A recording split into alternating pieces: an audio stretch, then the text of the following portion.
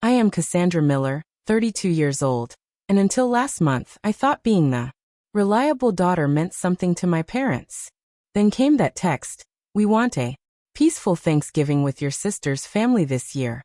Maybe you could skip this one. We need space." 6 words that shattered 20 years of beautiful appearances. I replied with a single word: enjoy. They had no idea I had just purchased a villa in France, or that I was about to host the Thanksgiving celebration they would regret missing for years to come. Before I dive into what happened next, let me know where you are watching from in the comments, and hit that like and subscribe button if family drama stories make you feel better about your own holidays. Growing up as the eldest daughter of Linda and Robert Miller, I always felt the weight of expectations. My relationship with my parents was close but complicated. I was the one who checked all the boxes straight: a student, college scholarships, and a career that actually paid the bills. Yet, somehow the spotlight always found my younger sister, Melanie. Melanie was 5 years younger, effortlessly charming, and perpetually in need. While I worked 3 jobs to put myself through college, my parents paid Melanie's full tuition. When I saved for 2 years to buy my first car, they surprised Melanie with one on her 16th birthday. The pattern was clear, but I kept telling myself it was just my imagination. "Cassie, you know your sister needs more support," Mom would say whenever I pointed out the disparity. "You're so independent and capable." Being labeled capable became both my strength and my curse. It meant I was taken for granted, while Melanie was celebrated for the smallest achievements. When I graduated with honors from Boston University, my parents attended but left early to help Melanie move into her new apartment. When I got my first promotion at 25, the family dinner celebrating it somehow turned into a planning session for Melanie's wedding. Despite these dynamics, I maintained my relationship with my family: weekly phone calls, holiday appearances, and emergency support whenever needed. I was the one they called when Melanie's husband Tom lost his job, helping them with rent for 3 months. I was the one who researched schools when my nephew had learning difficulties. Always reliable, always there, always in the background. Last year, everything changed for me professionally.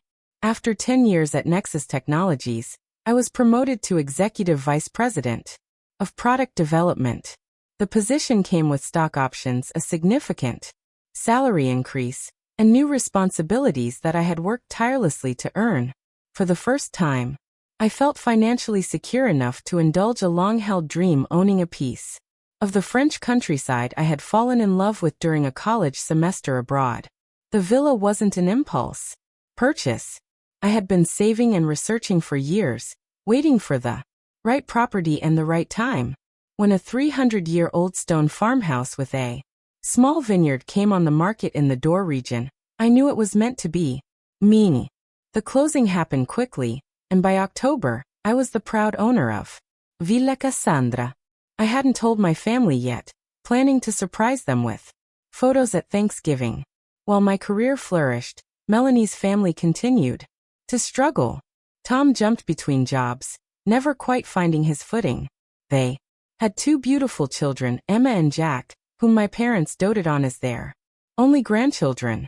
My status as single and childless was another mark against me in the family hierarchy, despite my protests that I was perfectly happy with my life choices.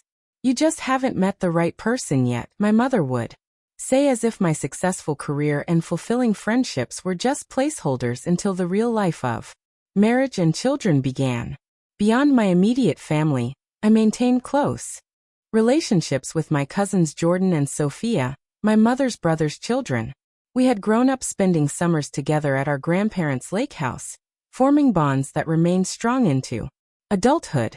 Jordan was now a pediatrician in Chicago, married with a toddler, while Sophia worked as an architect in Seattle. We kept in touch regularly, sharing our professional triumphs and personal challenges in a way I never could with my parents or sister. Mother's sister, Aunt Eleanor, was the family member who saw through the dynamics most clearly. A professor of psychology. At 62, she had never married, but lived a vibrant life full of research, travel, and close friendships. She had always been my advocate and confidant. Your parents love you, Cassandra, she told me once. But they don't see you. They see what they expect to see, the daughter who doesn't need them. It's not fair, but understanding it might help you find peace. Thanksgiving had always been our family's most important gathering. My mother prepared for weeks, cooking traditional recipes passed down through generations. My father handled the logistics of who slept where and which football games would be watched. Extended family arrived from across the country, and for one weekend, the Miller home became the center of our universe. Last year's Thanksgiving had been particularly difficult. I had brought my then boyfriend Michael, hoping my parents would finally see me as a complete person with a personal life. Instead, they seated us at the kids' table because we ran out of room, while Tom's parents got spots at the main table. When I announced my promotion during dinner, my mother nodded politely before turning the conversation to Melanie's volunteer work at Emma's school. Michael and I broke up a month later, with my family dynamics cited as one of the reasons. Despite everything, I still looked forward to Thanksgiving this year. With my new villa and career success, I finally had something tangible to show my worth. Maybe this would be the year they finally saw me. Until that text message changed everything. The message arrived on a Tuesday morning as I was preparing for a board meeting. My phone chimed with my mother's custom tone, and I smiled, expecting our usual check-in about Thanksgiving plans just 2 weeks away. Instead, I read, "Hi, sweetie. Dad and I have been talking, and we want a peaceful Thanksgiving with just Melanie's family this year. Maybe you could skip this one. We need space. You understand, right? Love you." I stared at the screen, reading the message 3 times to make sure I understood. My hands trembled slightly as I set the phone down on my desk. The board meeting forgotten. I felt a wave of emotions crash over me. Shock, hurt, anger, and finally a strange sense of clarity. This wasn't new behavior, just the most blatant example yet.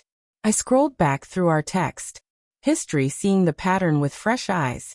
Last Christmas, we're doing gifts for just the kids this year. Don't worry about bringing anything. My birthday in March. We might be a little late to dinner. Melanie has a parent-teacher conference. Even casual conversations always circled back to my sister's life and needs. The flashbacks came unbidden. Thanksgiving last year had been especially revealing. I had arrived early to help with preparations, bringing expensive wines selected to pair with each course. My mother had put them away without comment, later serving box wine because Tom's parents prefer. My father had spent the entire weekend discussing Tom's job prospects and my nephew's soccer achievements, barely asking about my promotion. "Your promotion is wonderful, honey," my mother had said when I finally brought it up directly. "But let's not make it the focus. Not everyone here is as fortunate in their careers." The memory of those words stung anew as I considered her text message. "We want a peaceful Thanksgiving" implied that my presence brought conflict. Just Melanie's family drew a clear line between who was essential and who was optional. "You understand, right?" assumed my continued compliance with being sidelined. Dr. Warner, my therapist of 3 years, had been gently trying to help me see these patterns. During our session just last week, she had posed a question that now echoed in my mind. What would happen if you prioritized your own needs the way your parents prioritize Melanie's? My first impulse was to respond with hurt and anger. I drafted several responses, fingers flying across the keyboard. After 32 years of showing up for every family event, this is what I get. Would you like me to stop paying for Emma's tutoring, too, or just my physical presence? That's unwelcome. I understand perfectly that I've never been as important as Melanie. I deleted them all. Taking a deep breath, I recalled another piece of Dr. Warner's advice. You can't control their behavior, only your response to it. That's when the idea began to form. The villa in France, the connections with extended family who had always treated me with genuine affection, the opportunity to create something new, something that was mine. Instead of fighting for a place at a table where I wasn't valued, I could set my own table. Instead of trying to prove my worth to people determined not to see it, I could surround myself with those who already did. With a newfound sense of calm, I typed my response, enjoy. That single word felt more powerful than any angry paragraph. It offered no resistance for them to push against, no guilt for them to manipulate, no emotion for them to dismiss, just acceptance and the beginning of my liberation. As I sent the text, I felt something shift. Inside me, the constant ache of seeking approval began to subside, replaced by a surge of excitement for what I could create. My parents didn't know about the villa yet. Nobody did. They had no idea that their rejection was about to become the catalyst for something wonderful. That evening, I sat on my apartment balcony overlooking Boston Harbor, notebook in hand, planning my alternative Thanksgiving. The hurt was still there, a dull throb beneath my breastbone. But alongside it grew a sense of possibility. For the first time in my adult life, I would celebrate a holiday entirely on my terms. Thanksgiving in France, I wrote at the top of the page. Then began listing names of people I wanted to include. People who had shown me genuine love and appreciation. People who saw me clearly. People whose company brought joy rather than anxiety. As the list grew, so did my conviction. This wasn't just an alternative plan. It was a declaration of self-worth, a boundary drawn not in anger but in self-respect. A new tradition born from the ashes of exclusion. By midnight, my heart felt lighter than it had in years. The message that had started the day as a painful rejection had transformed into an unexpected gift. The permission to finally put myself first. With only 2 weeks until Thanksgiving, I had to move quickly. The next morning, I started making calls, beginning with Aunt Eleanor. They did what she exclaimed when I told her about my parents' text. "Oh, Cassandra, I'm so sorry. That's beyond thoughtless." "Actually, I'm not sorry anymore," I replied, surprising myself with the truth in those words. "Because I've decided to do something different this year. And I'm hoping you'll be part of it." I told her about the villa, describing the stone walls, the rolling vineyards, and the charming nearby village. "I'm hosting my own Thanksgiving there, and I'd love for you to come." The line went quiet for a moment before Aunt Eleanor answered, her voice thick with emotion. "My darling girl, I would be honored. And may I say how proud I am of you right now?" That first positive response gave me the courage to continue. I called my cousins Jordan and Sophia next, both of whom immediately accepted. "Are you kidding? Thanksgiving in France instead of Aunt Linda's dry turkey?" "I'm booking flights right now," Sophia laughed. "What about your parents?" Jordan asked carefully. "Do they know about this?" "They've opted for a peaceful holiday with just Melanie's family," I explained. "This is my response," Cassie Jordan said after a pause. "This has been a long time coming. Count us in." My Uncle David and Aunt Patricia, my father's brother and his wife, were equally enthusiastic. Their daughters, my cousins Madison and Leah, both in college, now squealed with delight at the idea of an international Thanksgiving. Even my mother's brother, Michael, and his husband James, who usually spent holidays with James's family, rearranged their plans to join us. As RSVPs came in, I felt a growing sense of validation. These people valued me enough to change their holiday plans on short notice, to book international flights, to embrace something new. Their enthusiasm was healing something deep inside me that I hadn't realized was so badly wounded. The logistics were complicated but energizing. I worked with a local property manager in France to prepare the villa, ordering additional beds and linens, stocking the kitchen, and arranging for a rental van to transport everyone from the airport. I researched traditional French markets to find ingredients for our Thanksgiving feast, planning a menu that would honor American traditions while incorporating local French specialties. The most surprising contact came 3 days after I began making arrangements. A text from Tom, Melanie's husband. "Can we talk? It's important." Cautiously, I called him during my lunch break. "Cassie, I heard you're not coming for Thanksgiving," he began.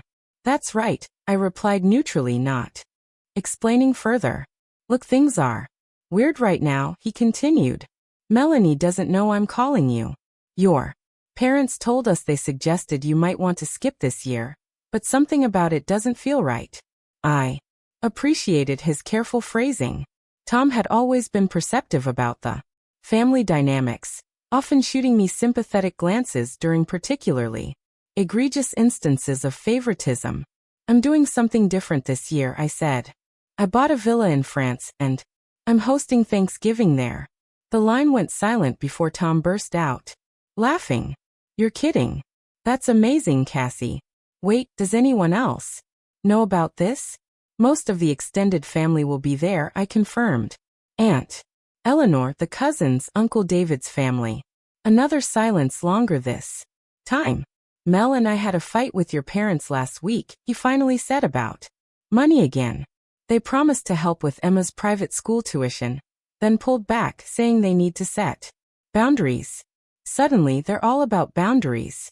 I wasn't sure how to respond, but Tom continued. I know it's complicated between you and Melanie, but would there be room for us? The kids would love to see France, and honestly, I can't face another Thanksgiving with your parents right now. My immediate reaction was resistance. Melanie had always been the center of family attention. Would inviting her just recreate the same dynamics in my new space? But as I considered Tom's request, I realized excluding them would be making decisions based on hurt rather than healing. Let me think about it, I said honestly. There's room physically, but I need to make sure this feels right emotionally. That night, I called Dr. Warner for an emergency session. Am I crazy to consider including Melanie and her family? Wouldn't that just bring all the old patterns to France? What are you afraid would happen? She asked. That she'll become the center of attention again. That I'll be sidelined in my own house. Who would put her at the center? The question stopped me short. In France, there would be no parents playing favorites. The dynamics would be different because the key players would be different. And maybe, just maybe, away from our parents' influence, Melanie and I could find a new way to relate to each other. The next day, I called Tom back. You're all welcome to call me. But Tom, this needs to be different. I need Melanie to know this. Is my space my celebration? I understand, he said quietly. And Cassie, thank you. I think this could be good for everyone. As Thanksgiving approached, the excitement built with each confirmed flight, each menu decision, each preparation completed at the villa. What had begun as a reaction to rejection was transforming into something joyful and intentional. I was creating a new tradition, one founded on mutual respect and genuine connection. The day before my departure to France, I received another text from my mother finalizing Thanksgiving plans. What time should we expect Melanie's family? No mention of me or my absence. It was the final confirmation that I had made the right decision. They'll let you know their plans, I replied. Simply then turned my phone off and finished packing. For France, the flight from Boston to Paris gave me 10 hours of uninterrupted time to process what I was doing. Somewhere over the Atlantic, I realized I wasn't running away from my family problems. I was running towards something new, something authentic, something mine. Landing at Charles de Gaulle Airport early Wednesday morning, I felt a sense of peace wash over me. The familiar language, the smells, the energy, all welcomed me back to the country I had fallen in love with years ago. I collected my rental car and began the 4-hour drive to the Dordogne region, windows down, breathing in the crisp November air. The villa exceeded even my expectations. Situated on 3 acres of land with its own small vineyard, the 300-year-old stone farmhouse had been lovingly restored by its previous owners. Thick walls, exposed wooden beams, and a massive stone fireplace gave it the authentic charm I had dreamed of, while updated amenities ensured everyone would be comfortable. I spent that first day exploring every corner of my new property. The main house had 5 bedrooms, each with its own character. The master suite featured French doors opening onto a private terrace overlooking the vineyard. 3 guest rooms occupied the second floor, while the converted attic space contained a charming fifth bedroom, perfect for the kids. A detached guest cottage would provide additional accommodation for Uncle Michael and James. The kitchen became my immediate favorite space. Rustic yet functional, with copper pots hanging from ceiling beams and a large farmhouse table that could seat 14. It felt like the heart of the home. I imagined family gatherings stretching long into the evening, filled with conversation and laughter. My nearest neighbors, the Moreaus, stopped by that afternoon, bringing a basket of local cheeses and a bottle of walnut lower, a regional specialty. Despite my rusty French, we managed a warm conversation. They were delighted by my plans for an American Thanksgiving and promised to show me the best market stalls for fresh produce. Thursday morning, I ventured into the nearby village of St. Cyprien. The weekly market was in full swing, with vendors selling everything from fresh vegetables to handcrafted pottery. I filled my basket with local specialties: black truffles, foie gras, tender greens, and jewel-toned root vegetables. The butcher recommended a free-range turkey from a nearby farm, which he promised to prepare for collection the following day. Returning to the villa, I began making lists and preparing what I could in advance. Cranberries weren't easily available, so I decided to make a sauce with local red berries instead. I adapted my grandmother's stuffing recipe to incorporate regional bread and herbs. The blend of American tradition and French ingredients felt symbolic of this new chapter one was creating. The first arrivals came early Friday morning. Aunt Eleanor had coordinated with Jordan and Sophia to share a rental car from the airport. Hearing tires on the gravel driveway, I rushed out to greet them. "Cassandra, this is magnificent," Aunt Eleanor exclaimed, embracing me tightly.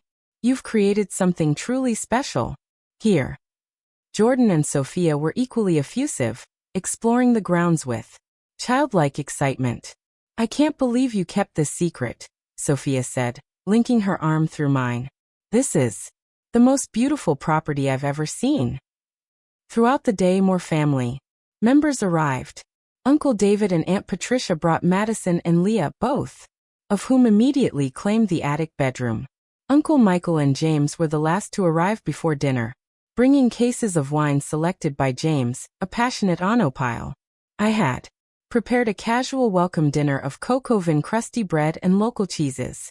As we gathered around the farmhouse table, conversation flowing easily, I felt a sense of rightness that had been missing from family gatherings for as long as I could remember. Here there were no hierarchies, no favorites, just genuine interest in each other's lives. The most tense moment of the day came with Melanie's arrival. Tom had rented a car large enough for their family, and they pulled up just as the sun was setting, casting a golden glow over the vineyard. I stood on the front steps, watching their approach with a mixture of hope and apprehension. Melanie emerged from the car first, her expression unreadable. We hadn't spoken directly since my parents' text, communicating only through Tom. For a moment, we just looked at each other across the gravel driveway. Then Emma and Jack burst from the car, breaking the tension. "Aunt Cassie," they shouted, running toward me. At 9 and 7, they were still young enough to be uncomplicated in their affection. I knelt to hug them, then straightened to face my sister. "Welcome to Villa Cassandra," I said simply.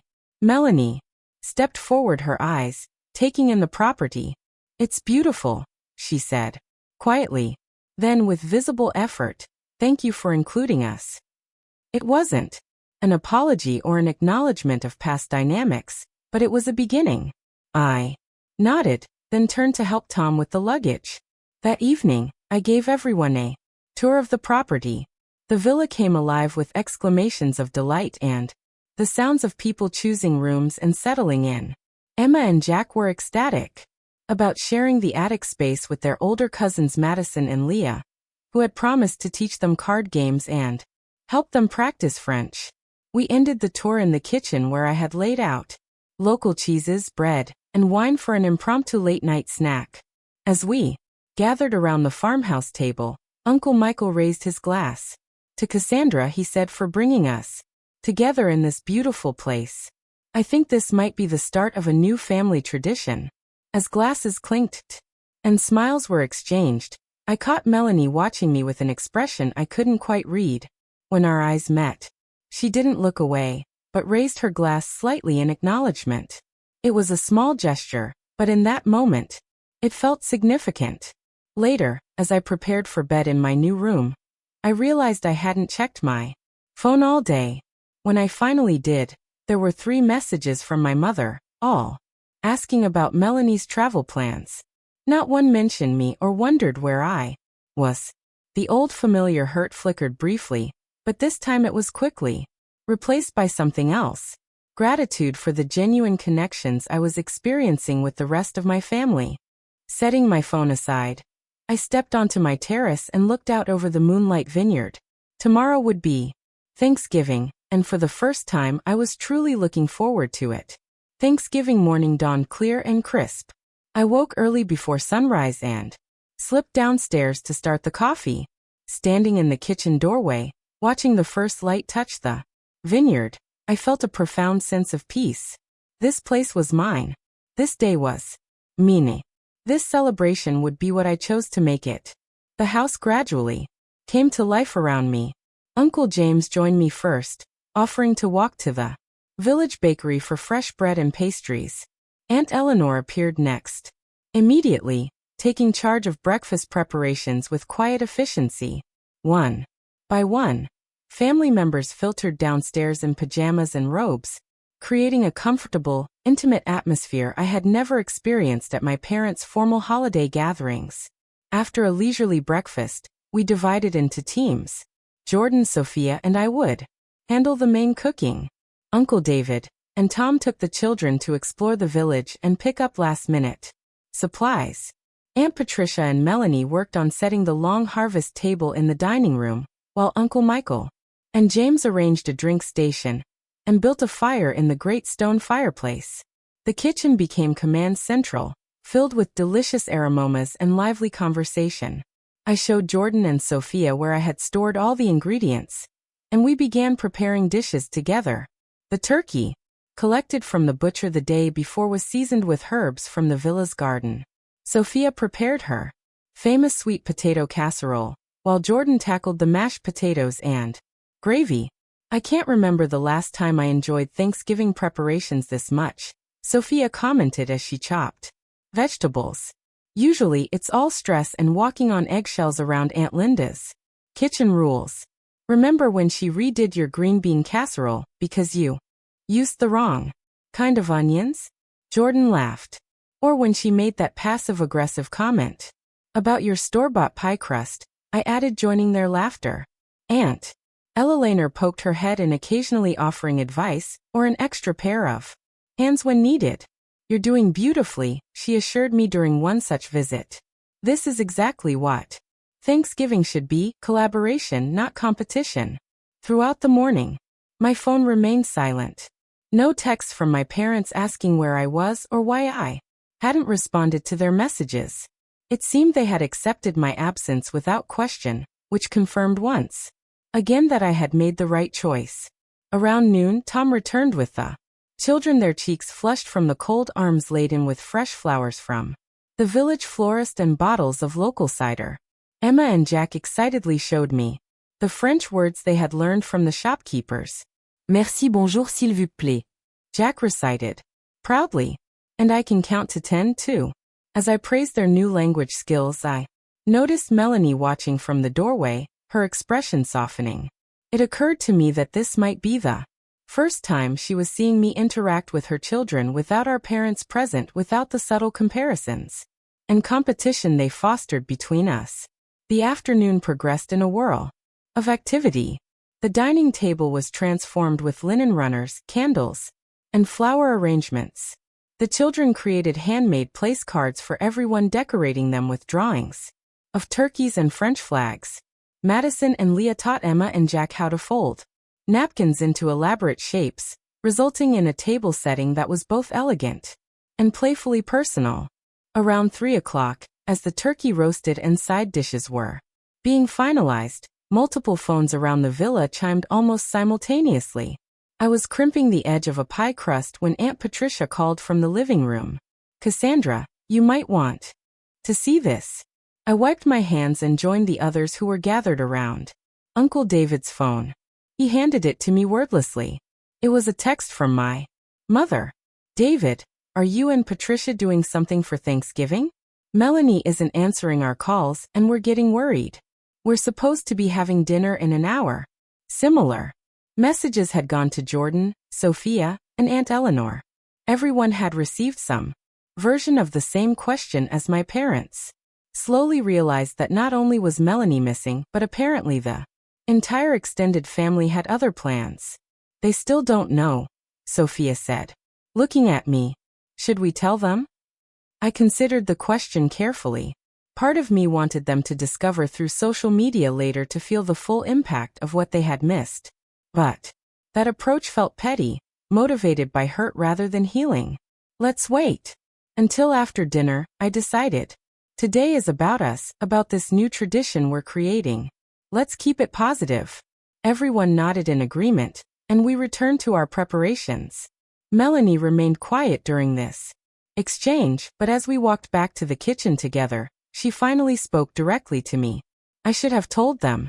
We were coming here, she admitted.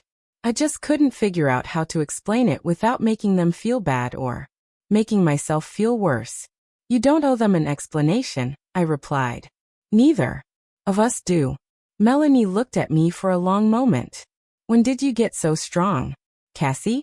The question caught me off guard. I don't know if it's strength exactly, maybe just self-preservation. Well, whatever it is, I admire it. She hesitated, then added, and I'm sorry for a lot of things. Before I could respond, Jack burst into the kitchen, announcing that the table was ready for inspection. The moment passed, but something had shifted between us. A beginning of understanding, perhaps. As evening approached, the final preparations came together. The turkey emerged from the oven, golden and fragrant. Side dishes were transferred to serving bowls. Wines were uncorked. To breathe. Everyone disappeared briefly to change for dinner, returning in festive attire that struck the perfect balance between celebration and comfort. Just before we gathered at the table, I stepped outside for a moment alone. The sun was setting over the vineyard, painting the sky in shades of pink and gold. I took a deep breath of the cool air, filling my lungs and my heart with gratitude. This was not the Thanksgiving I had planned at the beginning of the month, but standing there, I couldn't imagine wanting anything different. The dining room of Villa Cassandra had never looked more beautiful. Candles flickered on the long table, casting a warm glow over the faces of my family. The French doors stood open to the terrace, framing the last colors of sunset.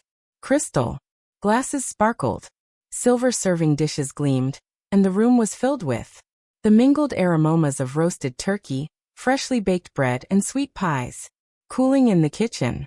As everyone found their places, I remained standing at the head of the table, suddenly overcome with emotion.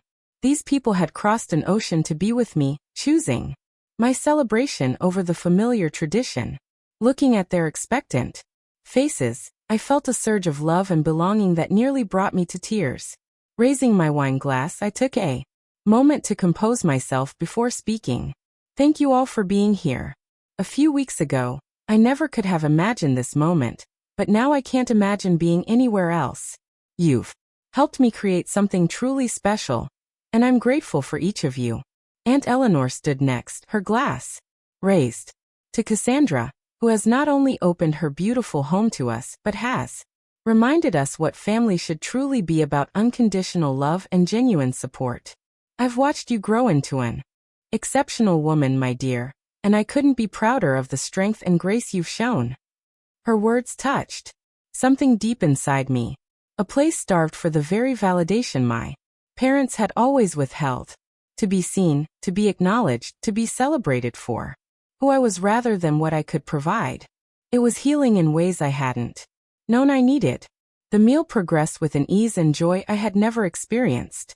At family gatherings, dishes were passed, compliments exchanged, and conversations flowed naturally between serious topics and light-hearted banter. Jordan shared stories about his pediatric practice, while Sophia described her latest architectural project. Uncle Michael and James entertained us with tales from their recent travels in Southeast Asia. When the turkey platter reached Melanie, she served her children first, then turned to me with an unexpected smile. "This is the most delicious turkey I've ever had at Thanksgiving," she said loudly enough for everyone to hear. "Mom would be jealous." The table went momentarily quiet at the mention of our parents, then erupted in laughter. The tension broken. Others began sharing their own stories of previous Thanksgiving disasters and family dynamics. "Remember when Aunt Linda refused to let anyone help in the kitchen, then complained for months about how no one helped?" Uncle David chuckled. "Or when Uncle Robert spent the entire meal talking about his golf game, and then got offended when people started their own conversations," added Aunt Patricia. It was cathartic, this gentle acknowledgement of the difficulties we had all experienced but rarely discussed. Not mean-spirited, just honest. And somehow in the sharing those memories lost some of their power. As dessert was served pumpkin pie alongside a French tart tatin, Uncle Michael suggested we continue the tradition of sharing what we were thankful for. One by one, family members spoke their answers, ranging from heartfelt to humorous. When it came to Tom's turn, he looked directly at me. "I'm thankful for Cassandra's generosity in including us," he said sincerely, "and for showing us that sometimes the best traditions are the new ones we create ourselves." Melanie nodded beside him, adding quietly, "I'm thankful for second chances." After dessert, as coffee was being poured, Madison suggested we take a group photo to commemorate our first French Thanksgiving. We gathered in front of the fireplace, arms around each other, smiling genuinely. Leah, our designated photographer, captured several shots before suggesting, "Let's post these. Everyone back home will be so jealous." The casual comment reminded me of what awaited outside our bubble. My parents still didn't know where everyone was, still expected Melanie and her family for dinner. As if on cue, Melanie's phone rang with my mother's ringtone. She glanced at me questioningly. I nodded, knowing this moment had to come eventually. Melanie answered, putting the phone on speaker. "Hi, Mom." "Melanie, where are you? We've been waiting for hours." "Your father is beside himself with worry." "We're fine, Mom. We're having Thanksgiving dinner." "What do you mean? You're supposed to be having Thanksgiving with us. Where are you?" Melanie took a deep breath. "We're in France, Mom. At Cassie's villa." The silence that followed was profound. When my mother finally spoke, her voice was eerily calm. "I don't understand. Cassandra is in Boston." "No, I'm not." I called from across the room, moving closer to the phone. "I'm in France in my new home with the whole family." "The whole family," she repeated faintly. "Everyone except you and Dad," I confirmed. "Aunt Eleanor, Uncle David, and his family, Uncle Michael, and James, Jordan, Sophia, we're all here."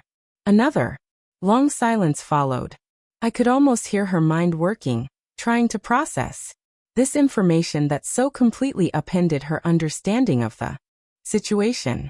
"But we told you we wanted a peaceful Thanksgiving," she finally said, her voice a mixture of confusion and accusation. "Yes, you did," I replied evenly. "And that's exactly what we're having." The line went dead. She had hung up. Within minutes, phones throughout the villa began chiming with notifications. My parents were calling everyone, demanding explanations, expressing hurt and confusion. Most calls went unanswered as we collectively decided to return to our celebration, to not let their reaction intrude on the warmth and connection we had created.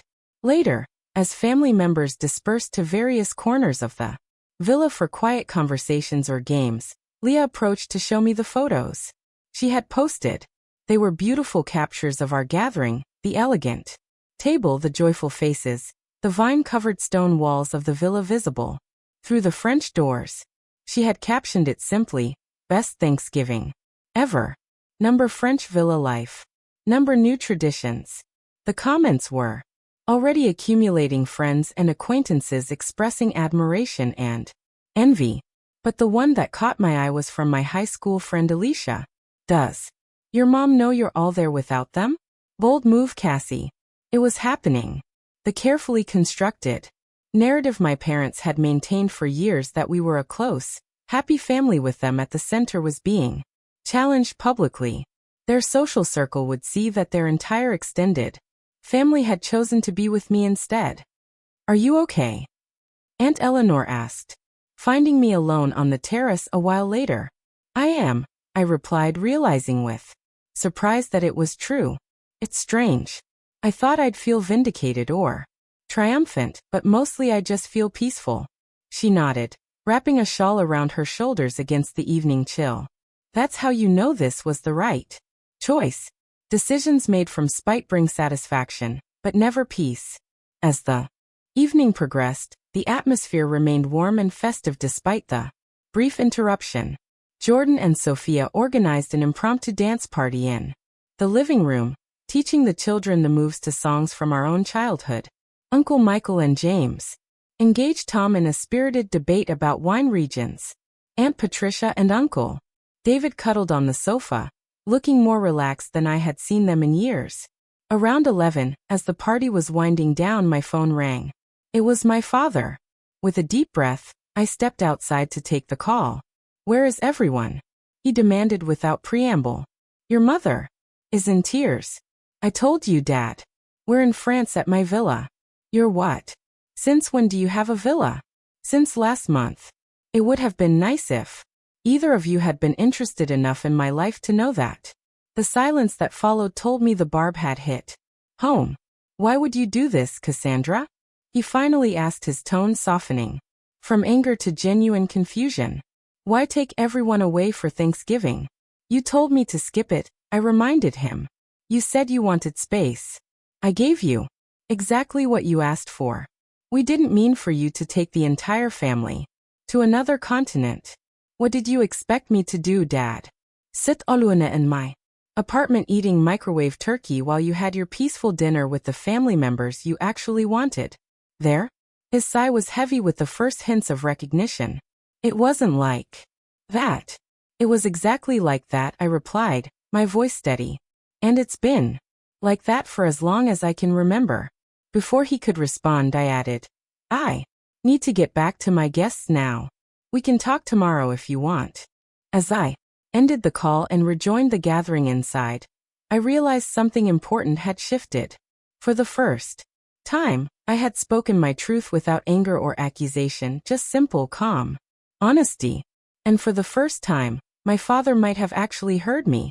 The morning after Thanksgiving dawned with a gentle mist hanging over the vineyard. I woke early, my mind already busy processing the events of the previous day. Making my way downstairs, I found Aunt Eleanor already in the kitchen preparing coffee.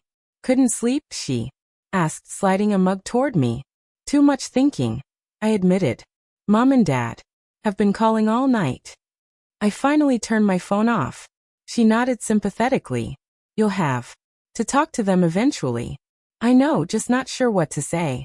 We sat in companionable silence, watching the mist lift as the sun strengthened. One by one, other family members appeared, drawn by the smell of coffee and the freshly baked croissants James had walked to the village to purchase. The conversation was subdued, but content. Everyone still basking in the glow of the previous evening's success. Around mid-morning, as I was helping Emma and Jack build a fort in the living room, Melanie approached with my phone in hand. It's been ringing nonstop, she said. Maybe we should just get this over with. Taking a deep breath, I nodded and accepted the phone. I'll take it in the study. My mother answered on the first ring. Cassandra, finally, we've been trying to reach you all night. I know, Mom. I needed some space. The irony of echoing her words back to her wasn't lost on me. We need to talk about what happened yesterday, she continued, her voice tight with controlled emotion. Your father and I were completely blindsided. Do you have any idea how hurtful it was to discover that the entire family was together without us? The old guilt reflex kicked in immediately. A lifetime of conditioning to prioritize their feelings over my own. But Dr. Warner's voice echoed in my mind.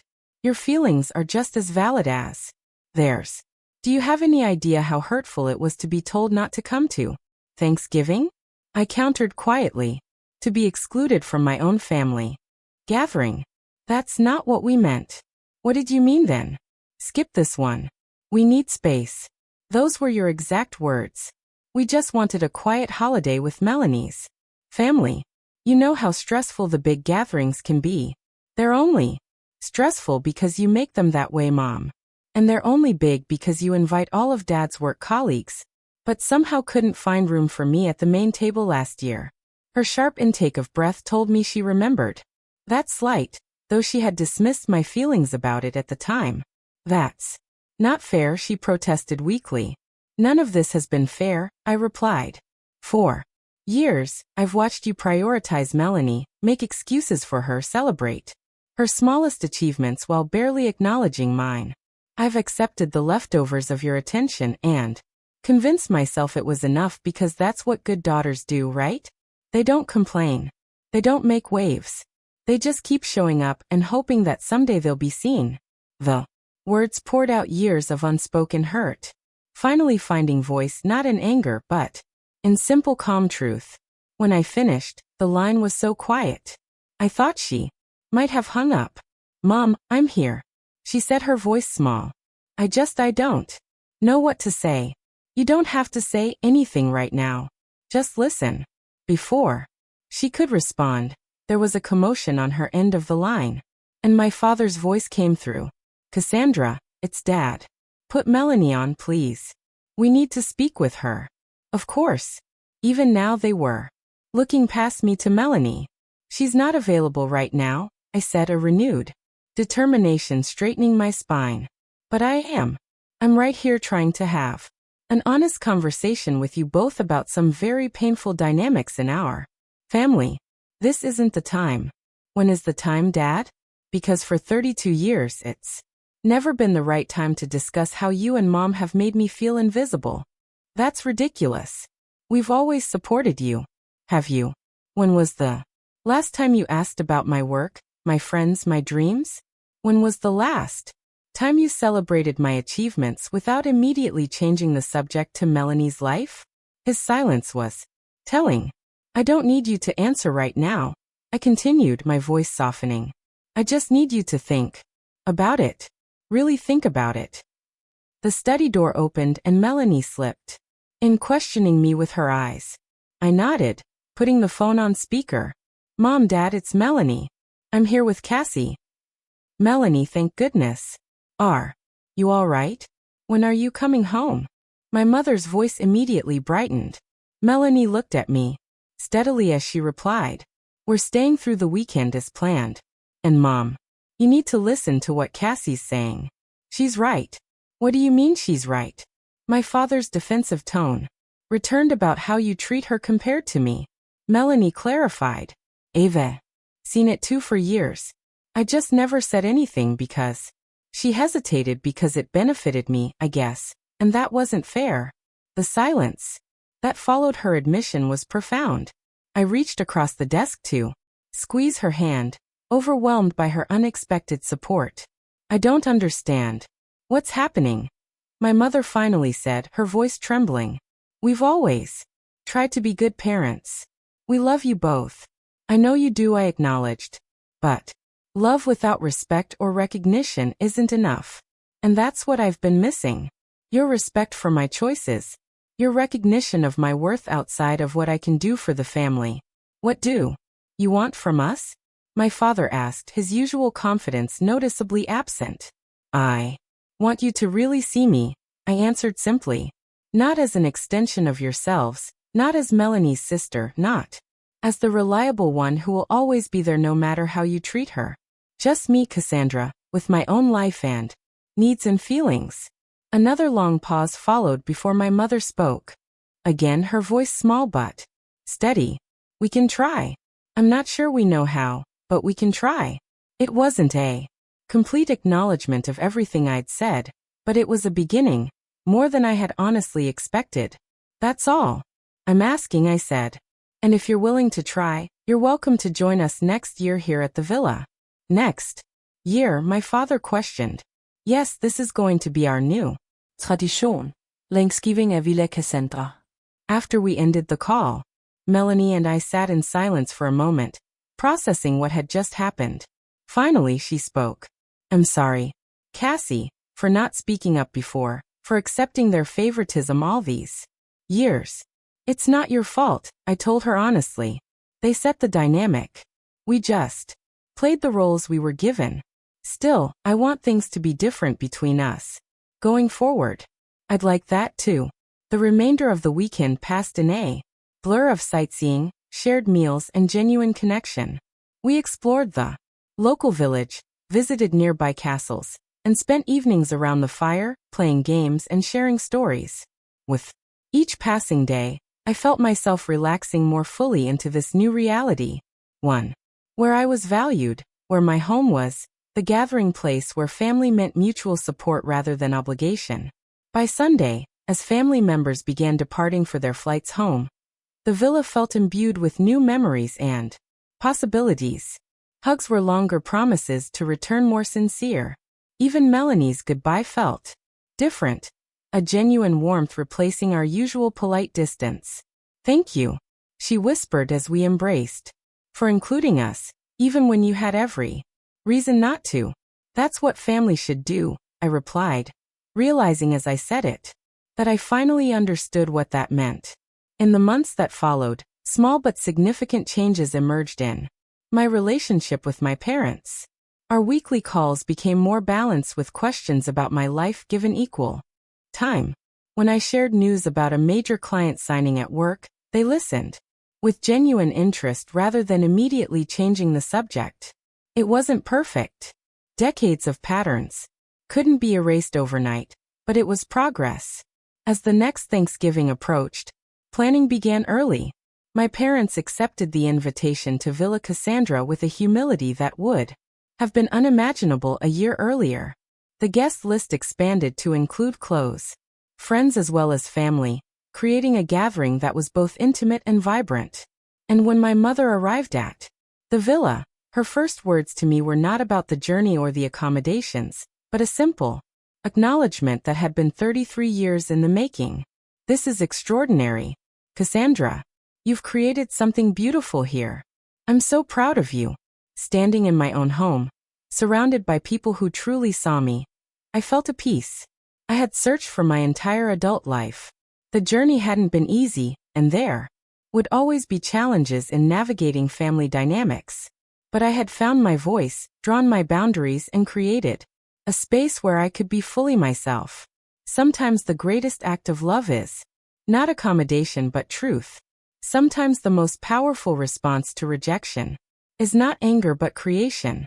And sometimes the family we need is the one we build ourselves piece by piece, choice by choice until we find ourselves at home in our own lives. Have you ever had to create your own traditions when family expectations became too much? Share your story in the comments below. And if this resonated with you, please like, subscribe, and share with someone who might need to hear that it's okay to prioritize their own happiness. Thank you for being part of this journey with me. And remember, the most beautiful traditions are often the ones we have the courage to create ourselves.